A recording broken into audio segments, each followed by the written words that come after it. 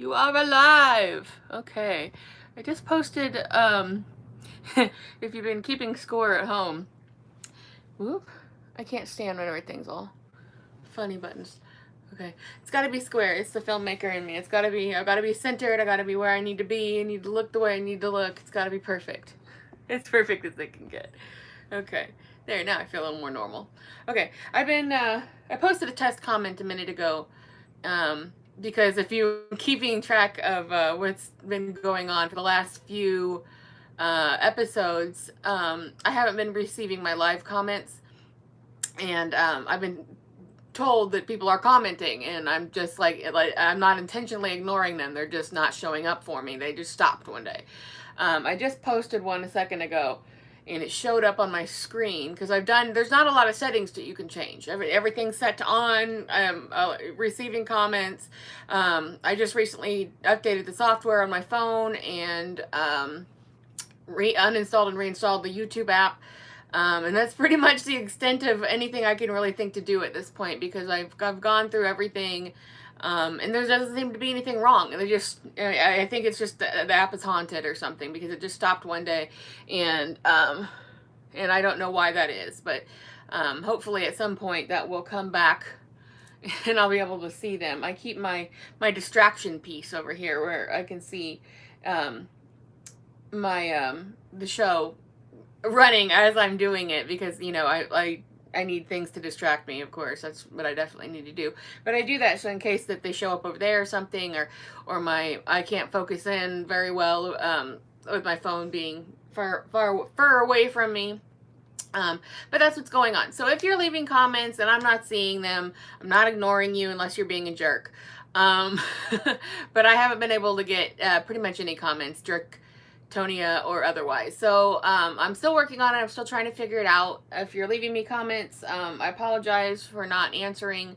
I don't know what the problem is. If you're more YouTube savvy than me, and you've been through this and you know what the situation is, send me a message, or the comments work after the video has been posted, after the live broadcast ends, but I just don't seem to receive them. Yeah, no, nothing's happening. I don't know if people are not leaving them, or I'm not getting them, or whatever. I just get told after the fact that that's been happening, that I've been ignoring comments, and it's not intentional. So that's what's going on. I still don't know what's going on. I'm working on it, trying to figure it out. So that's where we are. Anyways, not first order of business. Everything's been basically a blur for the last few months, because I've mentioned it. I talk about it more in depth in my other show, but meanwhile back at the ranch, and it looks exactly like this. I just say other words. Oh, I see one. What's come through? I think we fixed it. Hello. All right. I think it's fixed. Okay. So, all right. If this persists, then I've done it. I'm the Guinness. Anyways, excellent. Great. I'm glad to be back online. I don't want to hear things like that I'm ignoring comments, because I'm not deliberately ignoring comments. So this is excellent. Okay, great. Okay, so yes, hello commenter. Fantastimus. Okay, the next thing, and now I'm all distracted again.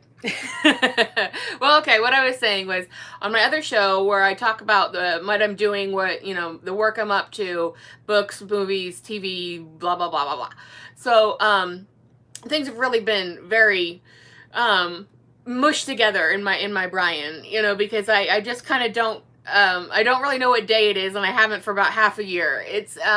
I've been working to get my book finished, my Buster Keaton book, which, again, if you've been watching this saga unfold, I have been working on it for 100 million billion years, and now I'm at the final push, because I want to really do my release for November 25th of this year, and I still have a ton of things to do. So I went from this marathon final edit that was unplanned of the text, and now I'm in this planned marathon final edit of the photos that are going to be in it. And the photos are super rad. They're rarities. I mean, everybody's seen a little of something. Everybody knows a little of something. That's kind of how this whole thing works. Is you might know this, you might know that, you might know these bits and pieces, but what I try to do is bring everything together in under one umbrella, with stuff you don't know for sure, because I was pretty much told to it by people who are dead now, or the public wouldn't have access to, and it's the same with the photos. So I went from editing a marathon 10-week edit of the text to now I just started my photos, my photo work, and that I hate editing. That's the thing. Like, it doesn't really matter what it is. I just hate the process of editing. I have this thing about, like, pretty much everything I do where I don't like to do certain parts of the work, but I like the outcome. Like, I know when I did that final edit of the text that it was, like, literally 1,000,000% better than it was going to be before. Than it was before. You always think, okay, I can't be a perfectionist. I got to let this go and let it go. But then you go back and you do something and you're like, oh, well, I got better. So when do you draw the line? So it's really hard for me, but I just now started my marathon photo edit. I've got to have 3 photo sections that tell their own kind of story. And those are going to be rarities that not everybody would have had access to, and things that were given me out of personal files. And personal archives, and and that kind of a thing. So and then I'm doing all of the quality and fixing them up and getting them ready to go, and doing some neat stuff that I think that you guys are all going to really get a big kick out of. So again, I will go into more detail on that in my next Meanwhile Back at the Ranch show, which will be the beginning of next month, I think the 6th. So this one though, this is for one of my review shows that I wanted to do. So I've got a lot I want to talk about. So I wanted to stick to the topic, but I just wanted to give a quick update about what's going on, because it's going to be a little while before I have a new, Meanwhile Back at the Ranch show. So consider yourself caught up, but this is something that is my second hits and misses episode. I did the last one about 3 months ago when some things were ending and beginning, and I kind of want to keep up that momentum, just every few months talk about what I've been watching, what I've been liking but not liking. The thing that I like the most about well, I guess just about television in general, is it's just so accessible now. And that for me, if I'm working or doing these photo edits and stuff like that, I can easily, I work in front of my television, so I can easily sit and turn something on and I'm right there. I can work, I can multitask in my brain, that kind of a thing. So I get to see a lot of cool stuff, and I'm just a TV addict anyways. And so for some of the stuff that I talked about last time was just getting started, and has since wrapped up. Some other stuff is just now wrapped up. Some shows that I've got on my list to talk about have just ended. Some have just begun. So some are getting ready to get started with future seasons and new seasons and stuff. So I got a lot of ground to cover. Hair. I shed quite a bit. Actually, I usually keep my hair pinned up when I'm, or just like tied up in a bun when I'm just around, and I put it down for my shows, and then I'll get back here in Blakey Nest and I kind of scooch back in. And then if I put my head down a certain way, I have this really weird thing happen where I'll like accidentally sit on my own hair, and I'm like tugging my head, like I don't know what's going on. But anyways, it's a weird thing. I like doing it from a bed. It's convenient for me. It's comfortable. I like being surrounded with the pillow. Actually, then I've got like this kind of like image in my head of like if this was like a really like mainstream type of a thing that people watch, that they'd watch from like the same kind of situation, like we do a thing, like a slumber party type thing. No? Okay. All right. Anyway, so here's what's been going on in the world of me watching things. When I did my last episode, again, it was about 3 months ago. The Last of Us was right around the middle of its debut run, and I was skeptical about it. Like everybody, I liked episode 3, and I thought it was kind of interesting that it started so much further into the future than we pretty much ever see in film or TV. when it comes to apocalyptic stuff, and more apocalyptic stuff is popping up all the time, more pandemic stuff, and that's sort of been the tone. And I anticipated that when the pandemic first began. I was like, this is gonna like deeply affect the entertainment that we're going to be seeing for probably ever at this point. And we can anticipate this probably isn't going to be the last time something like this happens. So we're going to be, and as things get worse societally and socioeconomically, we see, and it's a long-standing trend. You see more apocalyptic, more desperate, more gritty type of content across the board, across the spectrum of entertainment. It doesn't matter what the medium is or what the genre is. Everything gets a lot more intense. And then at some point the dam kind of breaks and things become more fantastical and fantasy oriented, because people just start to get so overwhelmed by their lives and then so overwhelmed by the content that they're watching that they really just don't want to be that negative. So at some point, hopefully soon, we're going to see a rise in high fantasy. I think that's on the way, and I'm looking forward to that, because I think everybody really, if you have your pick, it's like, do you want dark and disturbing sometimes? Do you want high fantasy pretty much all the time? So I think that's where we're going, and I hope that's where we're going. But as far as The Last of Us goes, I was skeptical about it. And then I saw the whole thing through, and I don't like it. So that's ultimately where I landed on that.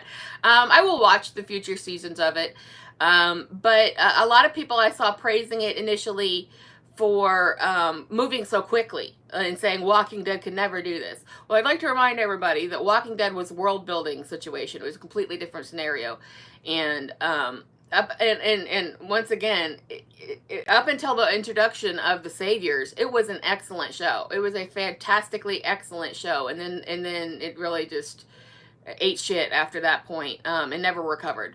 It got to the point. Pretty much everybody, if people didn't, the widespread, I guess, fandom that wasn't hardcore fans stopped watching at the Negan introduction episode and then just tapered off from there. People that I knew that were dedicated fans were just like, I can't even watch it anymore. Not after that, the alpha and beta stuff was just total junk, and everything that happened, everything after that was just like junk building on junk building on junk. But I do want to remind everyone that there was, if you go back and watch it, I know it's on Netflix, or I think the whole series is on Netflix. But if you go back and watch the beginning 6 seasons, it's really excellent. It's thrilling, it's exciting, it's exactly what you would want. It builds, and it is a slow build, but people were saying with The Last of Us, oh well, Walking Dead would take months to build up to just the one thing that happened in this one episode. That's not a good thing. If you hit me with slam of events, first of all, I don't know these people. I don't care about these people. I don't care what they've been through. You're just slamming me with content. It's a content slam. And not to say that, over time that won't change and I won't, become more interested in them. But I've seen every single thing that show did, The Walking Dead already did before they got there. It wasn't unique or novel. It wasn't interesting to me. Again, I did love the episode 3. I thought that was a nice little bottle episode, but a bottle episode by episode 3 of any show is kind of odd, because again, you don't know, as a viewer, you don't know what's going on yet. So you've been super immersed into a world where you don't know who anybody is, you don't know what's going on, and I was on the fence about it pretty much up until the point that we got to the mall episode. Like, okay, I don't know who needs to hear this message. Like, first of all, I don't mind necessarily in show advertising, like if somebody's eating a box of tricks or something like that, and they show it, but they don't call attention to it, I'm fine with that. If somebody's wearing a pair of Nike shoes, whatever, I see it, whatever, it doesn't bother me. It even feels a little more realistic to how we live in life, where people are wearing brands and that kind of thing. That doesn't bother me inherently. When you draw attention to it, it bothers me, because you're capitalizing off of what you've already got my attention, and you're making me sit here and watch your program is commercials. They talked about Arby's 2 or 3 damn times in the 6 or 8 episodes of that show. And, they were just overwhelming overwhelmingly trying to pay for their investment, I guess, HBO, by in marketing advertising. It's like, this is not the internet, okay? Like, where you can opt in or opt out of that kind of shit. I did not agree to watch your hour-long weekly commercial here. And they get to the mall episode, which I thought, first of all, was total shit anyways. Just a badly written episode. But people nowadays are not nostalgic for malls. That's why they are ghost towns now. That's why those buildings are abandoned. People don't like the fucking mall. People don't want to go to the mall. People don't want to think about the mall. If you're a millennial, you grew up at them and you don't ever want to go back as long as you fucking live. You know, and maybe there's some sort of nostalgia among younger generations or something. Maybe they get something else out of it. But malls are shit. And, you know, all of this, you know, corporate commercialism is just over the top. It's over the line. This show was just ridiculous. And the storyline in that episode, I thought, was just totally shit anyways. And that show was all over the map to begin with. It's like, yeah, you did this, like, the dad gets hurt, or the guy gets hurt. She's got to go out on her own. She gets captured. There's villages. There's bad people. There's cannibals. Okay, I mean, I've seen all that shit before, but I saw it told in a way that actually, like, built on things and made you give a shit about what happened. And maybe Walking Dead did take its time a little too much, because nothing was more frustrating when you were watching the show and then they would cut to a bottle episode. You'd be like, I don't give a fuck what's going on right now with Morgan. You know, like, I want to see where they left off and everything. But that, whether in the moment or not that you like that, it builds suspense. It's a tried and true method about how to do television and how to build on you know, get people to tune in week to week. They made their own mistakes for sure. But what they did know how to do was a slow burn. And The Last of Us just hit you. I know it's a video game, based on a video game, but it hit you like a video game, like incident. And I don't care about these incidents because I don't care about these people. And I've seen all this before. So I will continue to watch it, but I absolutely did not like it. I hated the commercialism. It honestly sickened me. And I didn't care what happened to any of these people, and I didn't find it special or unique or interesting because I'd seen it all before. So that's the follow-up on what I had, you know, watched before when that was still going on. So as far as that goes, another thing I noticed about it, which sometimes it doesn't make any difference, sometimes it's a bad thing.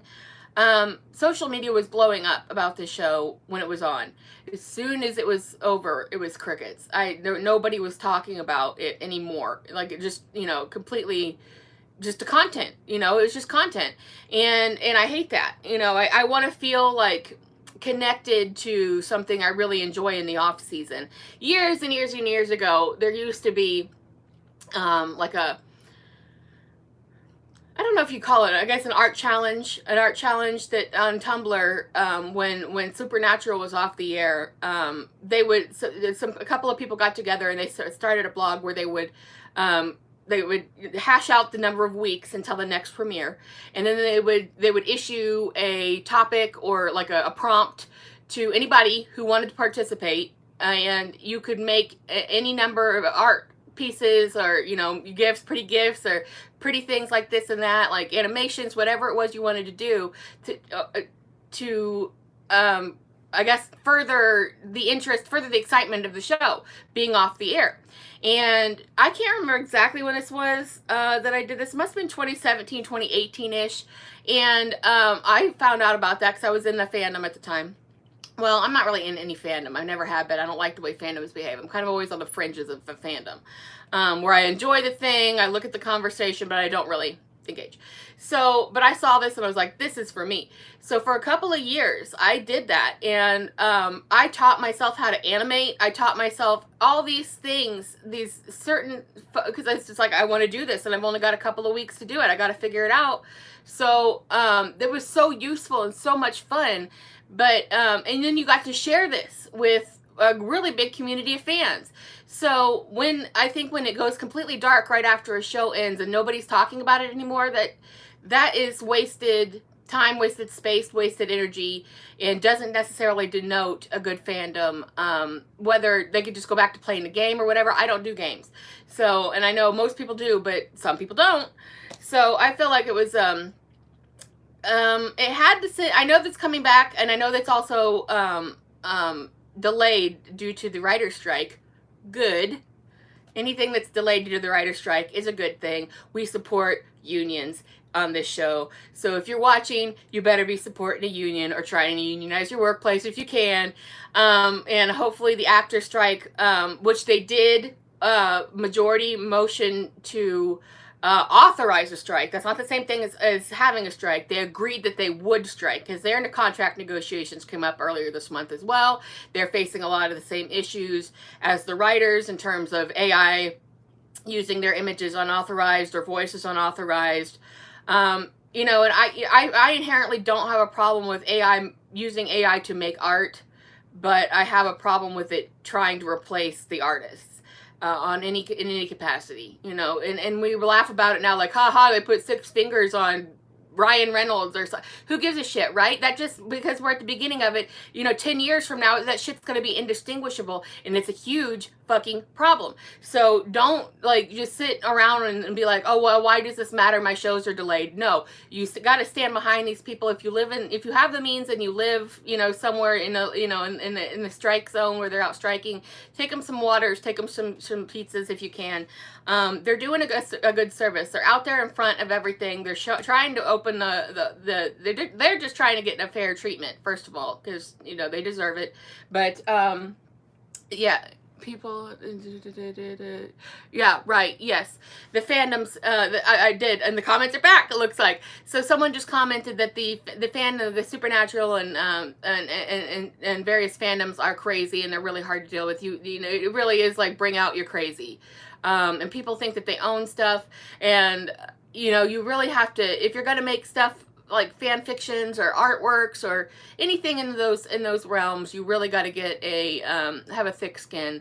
So if you are someone who's young and you're trying to be, you know, have your stuff looked at, and you're trying to teach yourself, like I was a full-blown adult when I was trying to teach myself, you know, how to animate and do all these different things that I had never done before. I had the idea, and then I had to figure out how to do it. So I think maybe I had a thicker skin by that point, but if you're young, do not let yahoos on the internet deter you from what you're doing. Just, you know, to put a period on the strike and the unions. They're doing the good thing. They're doing the best thing. We like that a lot. So I'll close that there. But also to the fandoms, if you're even if you're an older person and you're just not used to criticism, but you want to get out there. It's okay. It's totally cool. Put your stuff out there. You know, and I realize that social media bullying is a really big problem for a lot of people. And I'm not saying that I'm, I am a rock, I am an island here. Like, but to me, it's just like, haha. You know, oh, did I bother you? Did my book bother you? Did my artwork bother you? Like, did you go out of your way to write some bullshit comment underneath my picture, whatever? All my artwork for the Supernatural stuff that I did back then was not well received. I had, you know, a lot of people being like, saying shitty things to me, and people think they own the fandoms as well. So that turns into a bit of a problem. So don't let, just no matter what it is, just don't let people on the internet stop you from doing what you're doing, unless what you're doing is really bad, which I think is up to you to figure out and how to get better. But sometimes criticism is good, sometimes it's necessary, and sometimes, I don't know, sometimes I feel like if somebody's doing something really shitty, they need to know about it. But again, who's to say, right? All right, so moving on.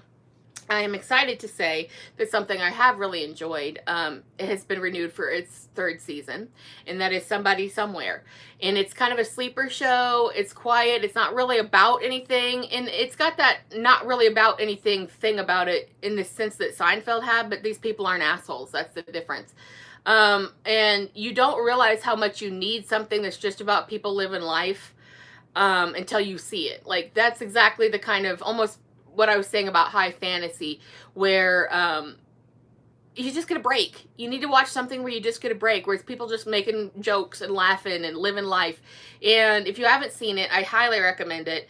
And again, this is, when I do these kind of things, it's going to spoil like crazy. Like, shit is like crazy spoilers on this. So, that's what it is. I'm not going to dance around the subject. So I have to just talk from the point of view that you've seen it. So if I'm talking about something you haven't seen, hit that pause button and, Yeah, okay. Yeah, that was true. I remember that. I wrote, some years ago, I wrote a big article about Supernatural, and something I said about Sam, and people lost their shit. So yeah, somebody commented on that. But yes, that's true. That's absolutely true. Fandoms are jerks. It's just, I guess, the nature of the beast. Anyway, somebody somewhere. I'm really excited that it's gonna have a third season. I was really worried at this season. First season, I was kind of like, I don't know if I get this. Second season, I was like, I get this, and I fucking love it. And then I was really worried that it was just too much of a sleeper to attract enough attention to get a third season. And then they announced a third season, so I'm super juiced about that. And it's just people living life, and it's kind of puts you almost in a voyeur situation, but not like in a creepy way. You know, that's kind of where we're at on that. Just that you get to see people trying to figure it out. Older people, right about, a little under the age of 50. So it's like they haven't really made it big or anything, and nobody's really trying to make it big so much. I mean, depending on the story, like the Trisha storyline with the lion cunt pillows, I think that was super excellent storyline, absolutely hysterical. And I know some people are kind of living, you can really live vicariously through these characters too, because a lot of them are they're just average people just trying to get along. And it's not, they don't live in some alternate universe where there's some sci-fi shit going on. It's just literally they live in Kansas. And that's it. And then they got, some people have skills, and they just kind of connect with each other. And I think what my favorite thing about it is that it has this feel almost of improv, like if you go to an improv show or something like that, where, like, and I swear the scripts are probably written like interior dinner scene, and then nothing, like they just like let them go, like let them sit there and riff. The actors, who are also comedians, just sit there and riff, and then they just take the best takes and put them together, because sometimes it almost feels like it's not exactly cohesive from scene to scene to scene, but because you were laughing so hard at whatever dumb jokes that they were making, and it really just building, like you do with your own people, like when you're sitting around and everybody's just laughing and making jokes, and it doesn't have to have a purpose, and it doesn't have to have a point, and it doesn't have to have a reason. You just laugh, and that's really, I think, we need kind of a health tonic right now as far as entertainment and thoughts go. And I really hope to see that go on for several more seasons. And one of the main characters in real life, the actor actually died, Mike Haggerty actually died from COVID, who played Sam and Trisha's father. And they decided, instead of bringing the show down with his, by saying, oh, his character also died, they just put him away and said, oh, he's out. He was in it. He gave everything to us his whole life in this farm. So we finally talked him into going and visiting his brother on his brother's fishing boat. And then they would kind of like read notes that were like he was supposed to have sent to them, and things like that. So they haven't addressed that yet, and it's worked out. Something that I think is just absolutely excellent, which you would be like, how does this connect? It's got a little bit of a Star Trek essence in it, where we're edging towards the utopic kind of idea. Not that everything's perfect all the time and there's no conflict, but just like normal shit is just normal. One of the main characters is a trans man, and nobody talks about it.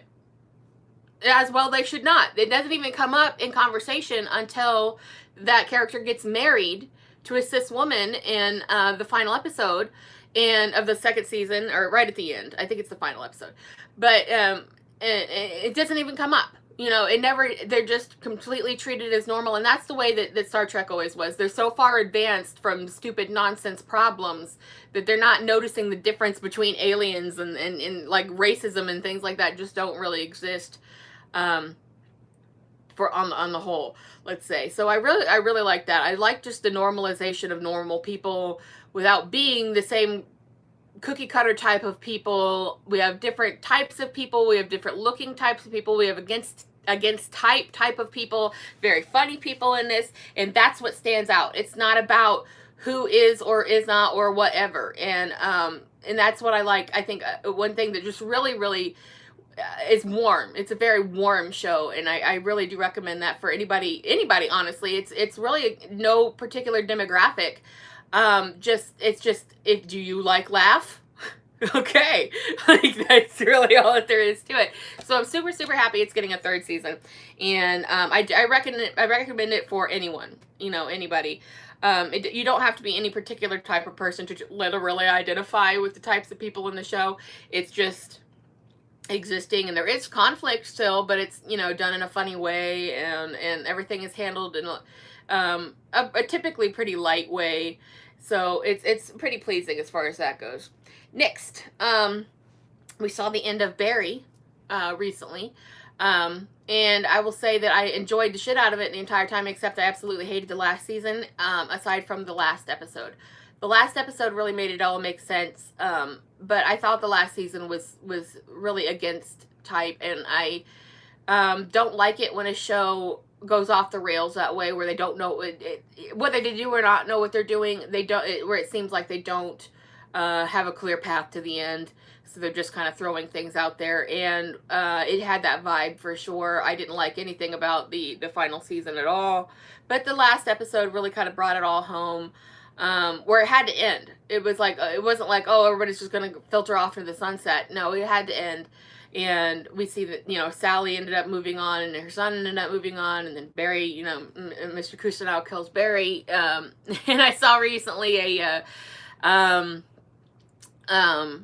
what do you call it? Like, oh, it's like, it was like a gift set that was like comparing, I guess that's it now, where it compares like different media, and it was comparing the Saturday Night Live short Dear Sister from 2007 to the final scene of Barry.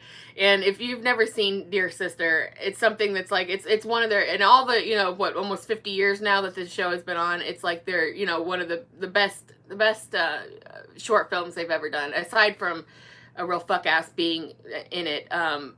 They're who I will not name. But if you can count that out and just look at the quality of it, it's so neat at the time, and it still is. And I saw those things lined up against each other, so, and I really liked that. I also liked that it stuck with what had always happened, where in the big final shootout, Western style shootout, Fuchs ended up walking away from it, because every single time that something crazy would happen to him, he'd ultimately live and walk away from it and survive. And he survived, and he, you know, went off in the shadows. And then I absolutely loved Anthony Carrigan in this as NoHo Hank. I thought he's one of the, you know, NoHo Hank is probably one of the greatest characters of anything ever that I could think of, at least in modern terms. You know, if there was like a list of 100 greatest characters, he would definitely be on there. Just so well done. So, you know, some people, they just get what they're doing, and I think that was a prime example of that. So I really, really loved him as NoHo Hank, and I would just cherish his scenes. And but even his storyline got squirrely at the end, but ended it in a kind of a classical story, a classical kind of a way, which I liked. I liked his ending as well. And I liked overall, I think maybe the best thing that they did with the ending was when John, the son, Barry and Sally's son, goes over to his friend's house, and he watches the movie that they made about the whole situation, and it is an absolute rat fuck. It's just which is exactly what film studios would do. Completely rewrite the story, put all the blame on Mr. Cousineau as being some sort of drug kingpin, and that Barry was some sort of war hero who was wronged, and he had to go rescue his family. And oh my god, so stupid. And I was glad that they really did that, because the whole thing was about not so much about the acting show, but the subtext, the acting classes, but the subtext was showing you, like, also, this is juxtaposed against the current climate of the entertainment industry. People trying to bridge that gap, trying to get cast in things, coming back kind of resurrected in back into the modern spotlight, getting their chance, messing up their chance, a show getting canceled by an algorithm, you know, all this kind of stuff, showing you exactly what people are up against who are in this industry in terms of writing and acting and everything. It wasn't just about Barry being a mercenary, doing all of his mercenary things and all of his awful things. But then I think the best thing they could have done to bring the two storylines together was how that they portrayed the story in the end, where Barry was just this incredible war hero who was caught up in some sort of drug kingpin nonsense, and he had to rescue his family from like the Chechnyan mob, and so, oh god, so stupid, so stupid. And I loved it because that is exactly the kind of bullshit that the entertainment industry does. That is the entire superhero genre, is just nonsense to prop up, you know, the MIC. So I loved that it was kind of giving you the last laugh. Like, it was frustrating and it was annoying because you watched the whole way and you knew that that's not what happened, but it was sort of like, this is the world you live in. We'll spend it any way you want, or any way we want to. So it brought those two things together. And so I didn't like the last season, but I did like the last episode. I thought it was very strong and brought everything together. Yellow Jackets also came to an end. I liked the cast additions, or not an end, it's season end, second season end, which was very long delayed. You know, they had a big, maybe was it like a 2-year gap before they were able to get back, which I think should have made it better in terms of writing. I think everybody's show should have come back better. Felt this was a little squirrely. It was not. I liked the cast additions. I really loved Elijah Wood getting added in, and what's his face? I can never remember this guy's name. What is this guy's name? He's in he was in Stranger Things, and he plays the new cop partner, and he was in Stranger Things, and he was in that one show, Search Party. Anyways, he's cool, and I was glad he was added in as this real asshole cop who kind of got what he deserved and had to double down on his assholeness. I really love the citizens detective angle, and I was really worried, like, when Misty's character dismissed Walter, like when they got to the commune, and they got to the commune, and she was like, "Go, get out of here, go." And then she was gonna stay. I was really worried that I was like, I don't want that to be the end of his part. But he comes back and he does all that rad shit where he tells the cop that's investigating the whole thing. Oh well, he kills him. So that was cool. I like that. Just straight off kills him. And then tells his partner, the guy from Search Party, I made this, you know, trail of shit that come to point out that he was after you for something, and if you don't, or that he was on to something, doing something bad, the partner, and if you don't go along with what I've done here, then I'm going to direct that shit at you. And then I loved how he kind of played, like, you know, the little man boxer type of thing. He runs up behind him in that scene when when the guy, I can't remember his name, opens the trunk and sees his partner in there, and he runs up behind him, takes his service revolver and plugs him with three shots, throws the gun in the, Elijah Wood does this, throws the gun into the trunk and shuts the trunk and then tells him how it's going to be. I love that.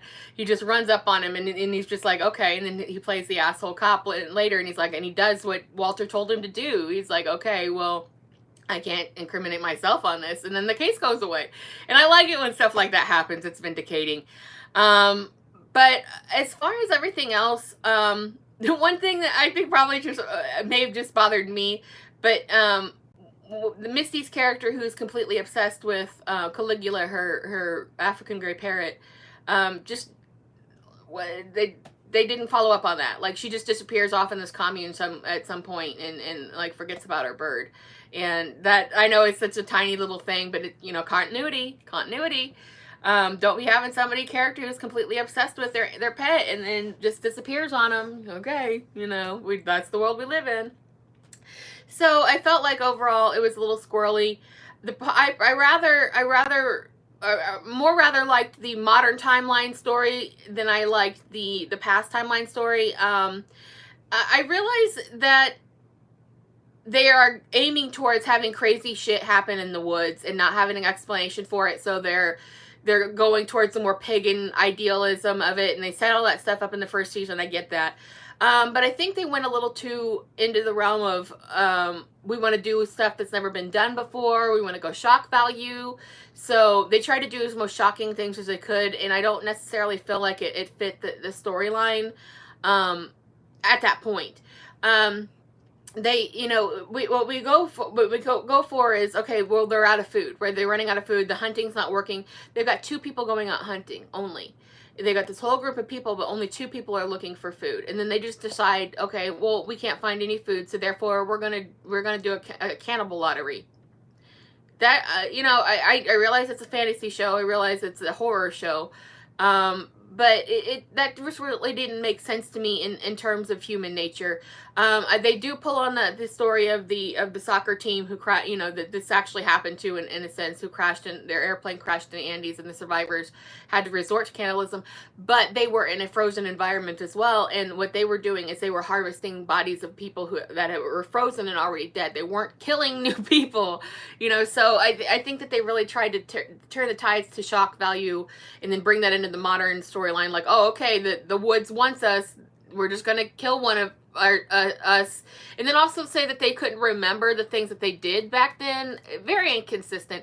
So I was always kind of disappointed from first season to second season, and especially so that they should have done better, because they had more time. So I didn't love it. But I could see them, being able, with the cast auditions that they've had, and shutting down the murder investigation, which also feels a little bit reductive, to be honest, because it's like, well, the hammer was coming down, and it's like, no more. And I can roll with that, but I think they really need to pull up on it. And one thing that really did bother me, in the flashback, when they were gonna kill young Natalie, and they were chasing her down like animals. Again, something I really don't feel like people would resort to that quickly. I know they wanted to go the Lord of the Flies route with it, but I think it's just a little too much too soon. No build up to that, really. Just like, oh, well, we can't find food, so the next logical thing is to hunt each other like animals. Okay.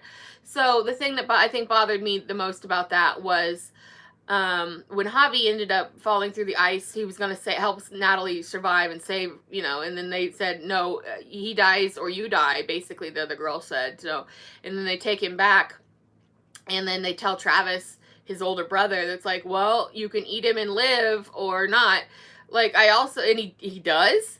And I also feel like, nobody would go along with that. I feel like if your younger sibling, who you just basically gotten back, who been out there on their own forever, and they're running around, it's like these things they were like overwrought. I felt like a little too much, too much, because I don't think the survival instinct is so strong that, like, if your sibling, like, if you knew the group let your sibling die on purpose to bring him back to eat, and then you ate him, like, I feel like you'd probably just kill yourself instead, honestly. Like, I don't know. It just is a little too much.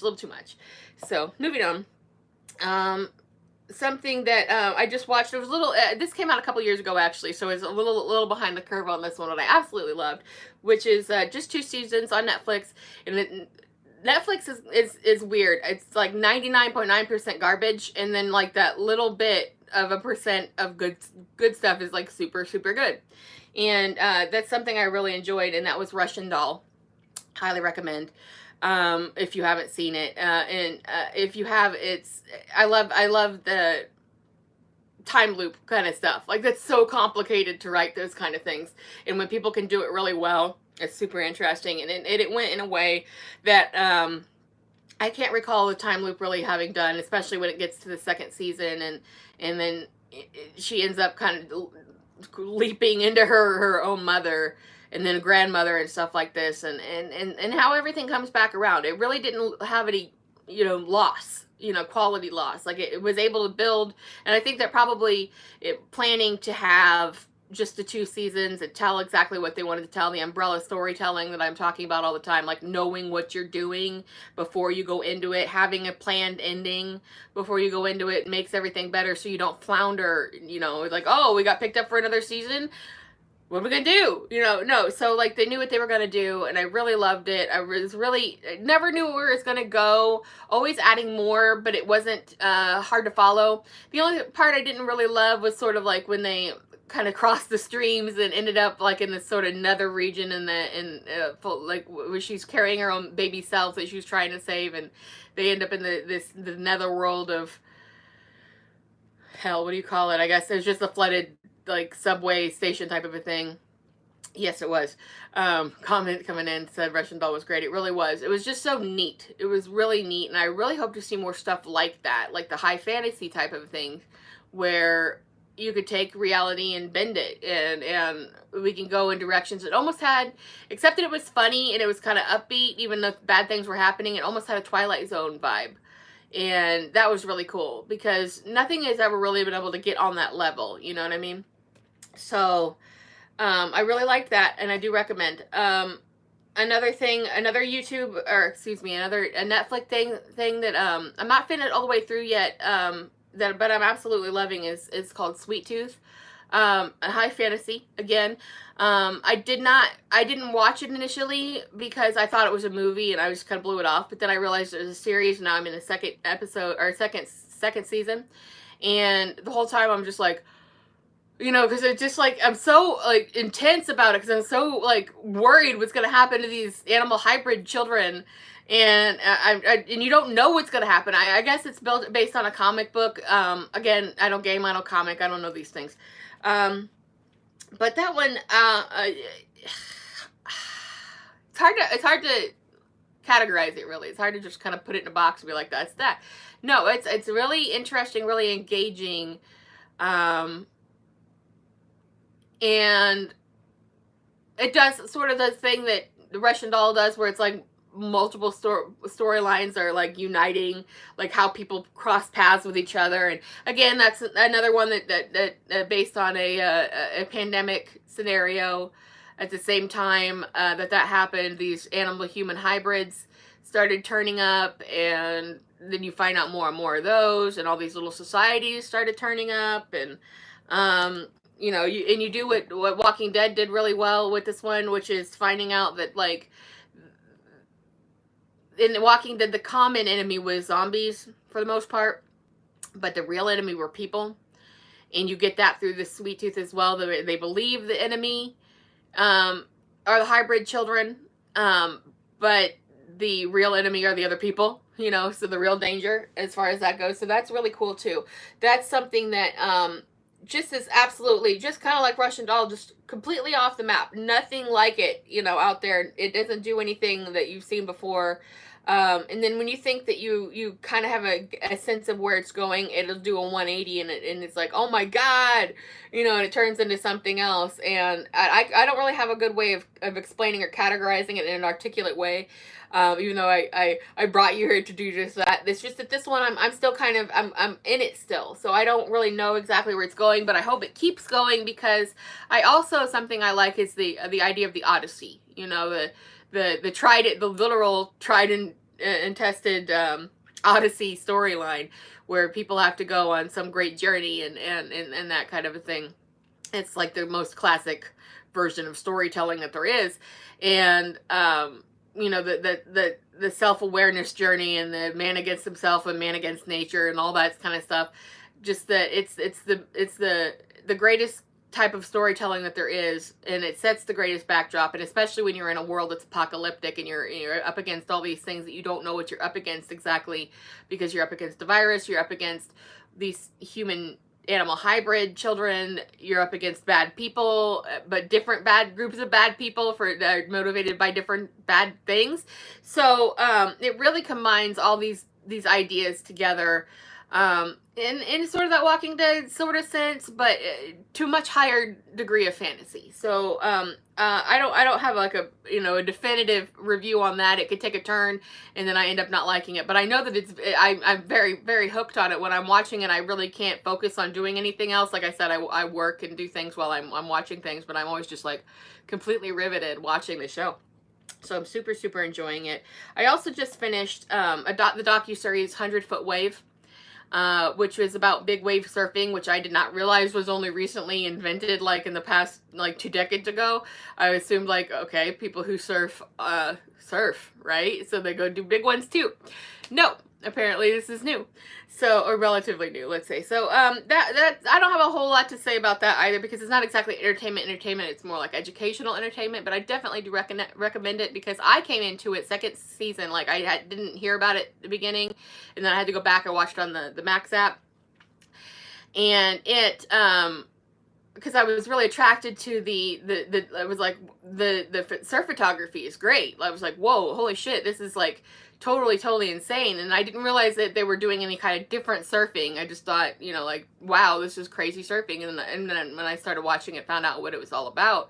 And it's super interesting, I felt like. And then you do, in an entertainment way, get into into these people. Like, it's a group of people. You follow their journey through building onto this. You find out some of their backstory. Years go by in the timeline, and it's true. It's real. I love documentaries, and it's not a docudrama. It's a documentary.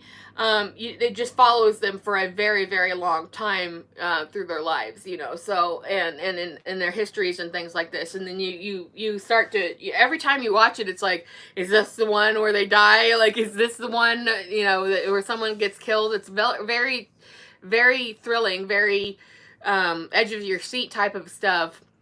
Very exciting. So I definitely recommend that as well. But there's not a lot to be said in terms of, oh, the cinematography of this one particular, no.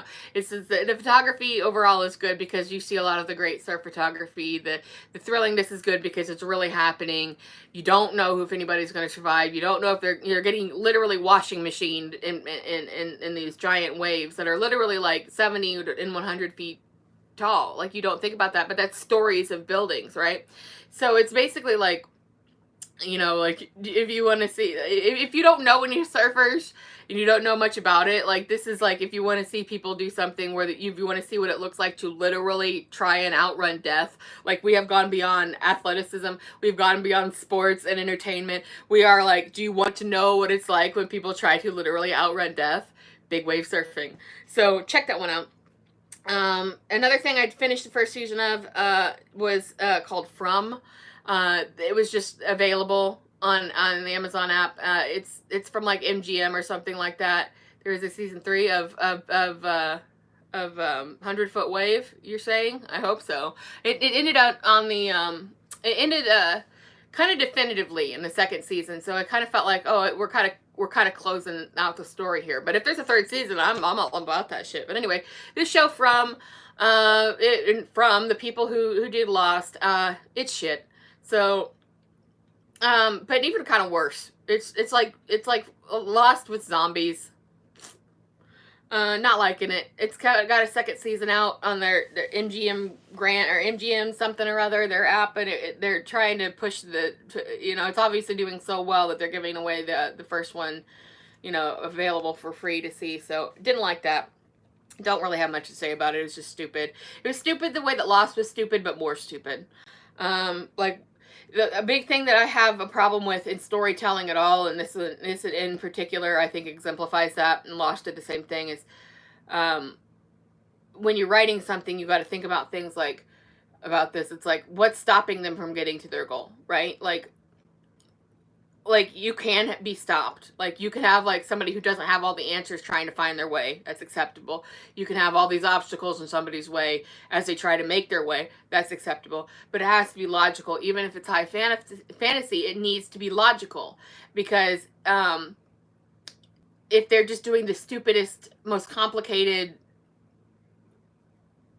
erratic version of things, you know, instead of going from A to B, they're just bouncing all over the place. Like, even if you don't know what that is, like from a writer's point of view or creator's point of view, the audience senses that, right? Like, they know what it's like when something is stupid. Like, why didn't you just go do this? Well, why did they spend all this time doing this? Why are there giant spiders now?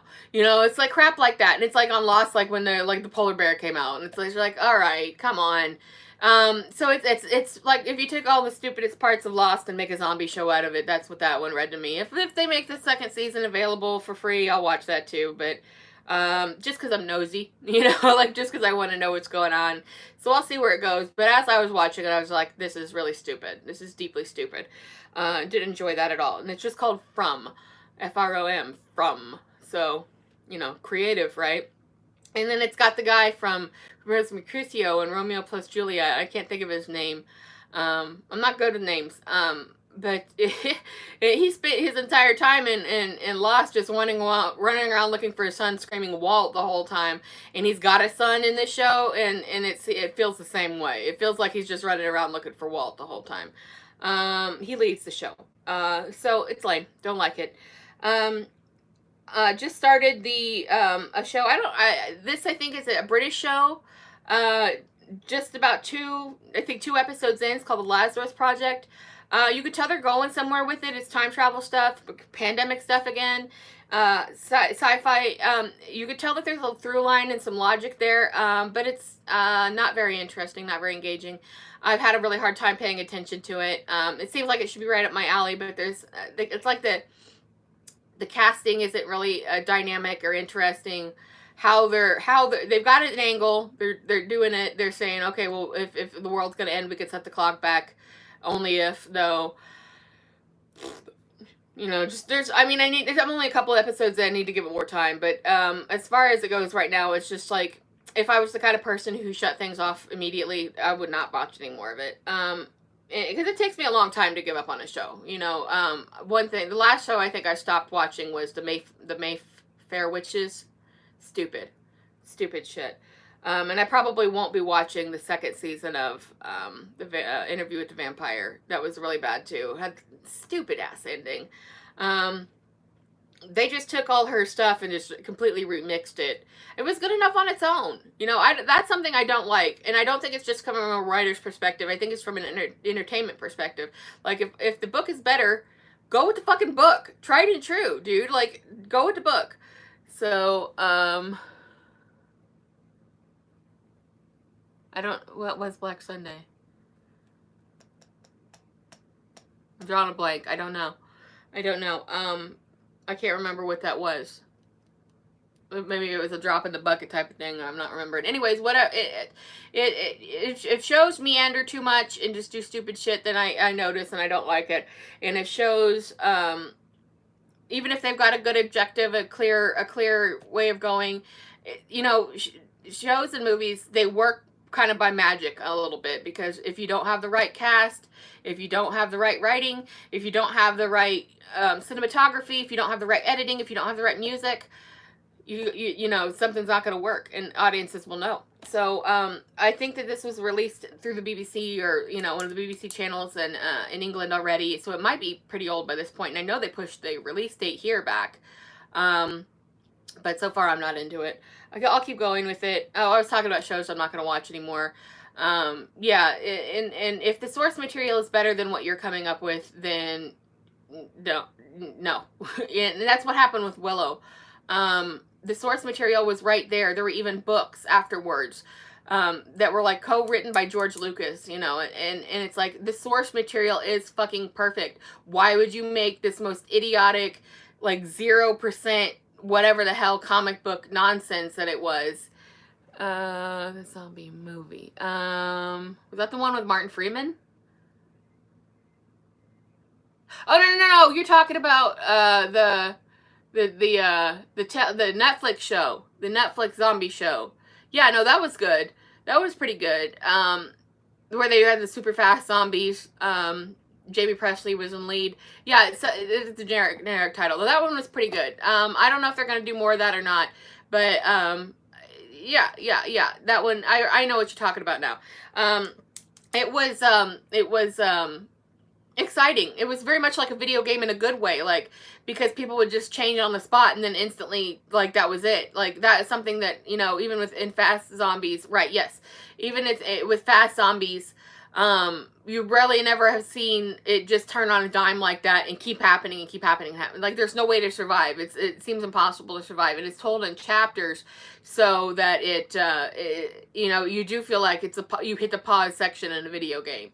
So there, yeah, that's good. That was a good show. That was. I hope it gets more, because it just ultimately, like, it's just gonna happen. It just keeps happening. Like, that everybody's ultimately gonna die, because they can only survive so long, and that's a new kind of idea, where not that they kill the main characters, right? Not that they kill the main characters, but just that it's like there is no survival. there's no winning in this situation. It's only just a matter of time until it's your turn. So yeah, that was a pretty neat show actually. Hope that they redo it, or they continue on with it. Another surprisingly good Netflix show, which I haven't heard enough people talking about this, and I wish that they would. It's been Agent Elvis. I absolutely love it. It's absolutely hilarious. It really is. It really embodies it's an animated show. And it really embodies the idea of the lore of Elvis. Super fast zombies, yes. It embodies the lore of Elvis. He's voiced by Matthew McConaughey. It was co-created by Priscilla Presley. He's got this little sidekick guy named I can't think of it, Billy Bob or something like that, but it's voiced by Johnny Knoxville, and it's basically he's like this crime fighting superhero while also being Elvis, and the best part about it is they use the real music. That is the greatest thing in the world. Something that the people right now fighting, the writers that are striking are fighting for, their rights to get paid, for their work. Well, and then the apps and the companies are just taking the stuff out of their catalog, so they don't have to pay them the residuals they're due. That's part of what this strike is about. But that's been going on all this time, for years, for we're talking 30, 35, 40 years when it comes to anything with music in it. For some reason, the laws around using music are absolutely obscenely ridiculous. And I don't know why this is such a hard thing to figure out, but when a show would air on television back in the old days, and there was no apps, show would air on television, they would use a real song, real music. A really good example of this was the Wonder Years and China Beach. They would use the contemporary music of the time to tell a story, and it was part of the story. Then they had the usage rights at those times because that's just how they did it. But then when streaming and then DVDs and things like that came around, none of that applied anymore. So this stuff would not come out. They couldn't, whoever owned it did not want to pay the royalty rights to the music because it was just so astronomically expensive. Not necessarily that they were being stingy or selfish like they are now, where they're taking things away from, deliberately thinking of ways not to have to pay taxes on the writers. But this has been a big mess for a very, very long time, and really needs ironed out because there's so many things that audiences are not getting to see that could easily go to streaming. That something that got ruined really bad. If you've ever seen Quantum Leap, the original, there's the whole big story arc about Al and his wife, and they had this song and Sam leaps into their situation, and they are reunited over the song of Ray Charles's Georgia. Well, when that went out into syndication, they changed it to some weird kind of circus music that was just that didn't have anything about it. And they even talk about the song in the episode. And then when they go to play where it would have been, and it absolutely ruins it. It's sickeningly bad. So that's something that really needs to get ironed out as well. I don't care what anybody has to do, but music right usage has been a noose around the neck of television and movies for years and years and years, and it really needs to stop because it has shelved good content, and it has really ruined the way that business is done. So of course musicians need to get paid, but there needs to be some sort of deal struck now that we live in this entirely new thing where people get their old catalogs and these old shows and things that haven't been on since television back out there, and that real music can get used in modern productions as well, because who's that really hurting in the end? I don't know exactly who's at fault, when you look at that. Is it the studios who can afford to pay, or is it the music union who maybe is needs to reprioritize their demands, or how the studios that own the music or the studios that own the musicians, are they to blame for this? Who needs to come to the table here? That's the question, because it has really messed things up in a big way. We also saw, to finish up on Agent Elvis, I really love the vibe of it. It's really rewriting history. Not you could tell it's not going to go on very long. It should have started in 66 or 67. Starts in 68. And it rewrites history in a big way. Has there's Howard Hughes in there making different things. It's very gory, very bloody. It's very funny in that way. And it really captures the essence of, like one of the first, like I think the first or second episode, like Elvis has to go in and basically like fight Charles Manson and his followers and stuff, and then he ends up at Altamont, like, and it's got this sci-fi shit running through it, but it's also got like history that's been remixed in a really funny way. But I think what I love about it the best, other than that they do use the real music, which is fucking excellent, is that they really capture the essence of Elvis. Who would have just, I gotten the hugest kick out of this, being portrayed in such a way. It's the same with one of my all-time favorite movies is 3,000 Miles to Graceland, and the way that he is portrayed in the folk hero sense, with just this fantastic smart-ass attitude, which is, kind of him, kind of like more what he kind of wanted to be. I think he would just absolutely have loved, and I love that vibe, and I really hope that there's a second season of it. If you haven't seen it, do check it out. I love the remix of history. I love the sci-fi vibe that runs through it.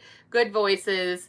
I love the idea of it, like that, his sunglasses are gadgets, and like he's got all these different things, and then they remix him meeting Nixon.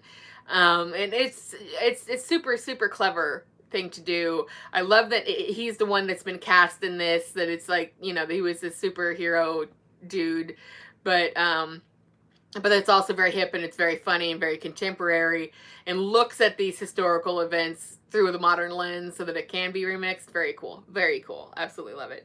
We also saw the series end to The Marvelous Mrs. Maisel, and I think everybody liked that show. That was a real good one. I would complain oftentimes in movies and shows that were period pieces that the costume designers didn't do enough homework or research or work to know to make the clothing in the sets and stuff like that look lived in. But in this case, it was actually like, there was a subtext of fashion in it. So the clothing was supposed to look crisp and upscale and things, and really brightly colored and really pricey, I guess you'd say.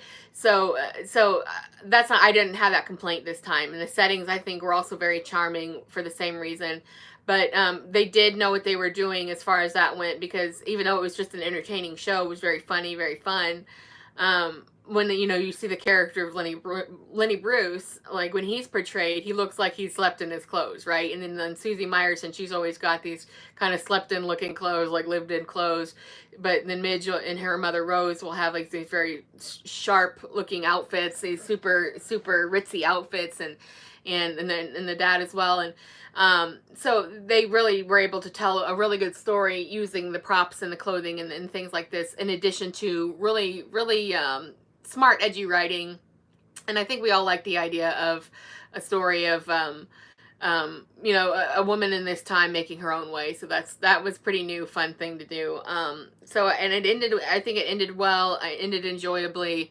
I didn't really have any complaints with it the entire time. I liked watching it. I was always glad when it came up for a new season. And it really exemplified these interesting ups and downs where they were making mistakes, and I like that too. It wasn't like a infallibility type of a thing. So again, that was super enjoyable. And that's about everything that to catch up on what's been going on. And I see we're getting up there in time now. But I am looking forward to the next new. Every time the Righteous Gemstones ends, I'm always like, oh, I bet that was the last one. And then they said they're going to do a new season. So Righteous Gemstones is coming up with a new season. It's going to be out just in a few days, I think. Really looking forward to that. I absolutely love that show. It's completely hysterical and over the top. Almost a fantasy, except that that this bullshit, absolute bullshit, is real. So but it never fails to make me laugh. So I'm really looking forward to the next season of that. I'm not super juiced about Dead City, the Walking Dead spinoff with Negan and Maggie. But I'm gonna watch it. and see what it is. It doesn't seem great. It seems like it's just going to be a rehash somewhere else of Walking Dead stuff. So we'll see how that goes. I don't really. I think it's going to take a lot of you know, leaping over hurdles to get the two of them there for, you know, together doing anything, and they're really playing up the keep your enemies closer nonsense and stuff. So I think it's going to be. I don't think it's going to be as bad as Fear of the Walking Dead, which is, you know, was just unwatchable. But I think that it's probably not going to be much better than any of the other shows that they did. That one CRM thing that they did, and you know, I in the way that the show went in the end, they put so much emphasis on making a universe out of it and making as much revenue off of it as possible that they really hamstringed the original flagship series. And now they've got all these kind of parts and pieces that it's just like, so what? You know, you've burned your bridges with a lot of your audience. So I'm gonna watch it. Probably I'll be back here in another 3 months bitching about it. But that's where we are right now. So you know, take some of these recommendations, or go and I don't know, leave your comments if you want to. If you think that I've unfairly maligned your faves here, I'm okay with it. I will be continuing to check out some other stuff going on, and I'm looking forward to seeing some new shows that are coming up. The Bear is coming back. I'm looking forward to that. If you didn't know, the first episode, or the first season, which was really excellent, the second to last episode was filmed entirely in one take. Super cool thing to do. Kind of like, you know, some stunt work there, like when it comes to entertainment, what, you know, things. But if a show can do that, and that I think probably counted as its own kind of a bottle episode because it was so unique, you know. But you know, I'm looking forward to that coming back. There's a few things that I'm looking forward to that are on the Wii, so I will watch these shows so that you can know what you need to check out, or so you don't have to and you can just hear about it if that's what you want to do.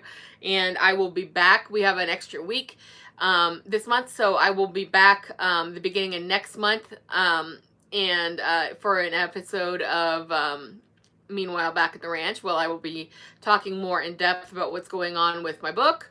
Again, Another New World. It's about the latter years of Buster Keaton's life and that of his family and friends, which will be available November 25th, 2023, on Amazon. And I will have a lot more information about that coming up. I'll be talking more in depth about that.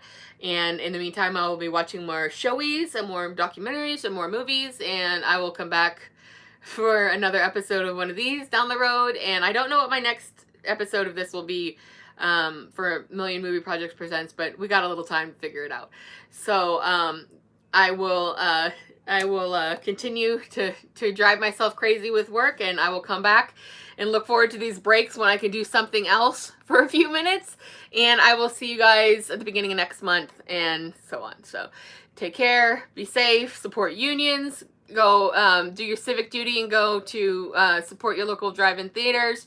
And I think that covers all of the things in the stuff. So make things, have fun. Goodbye. Be safe.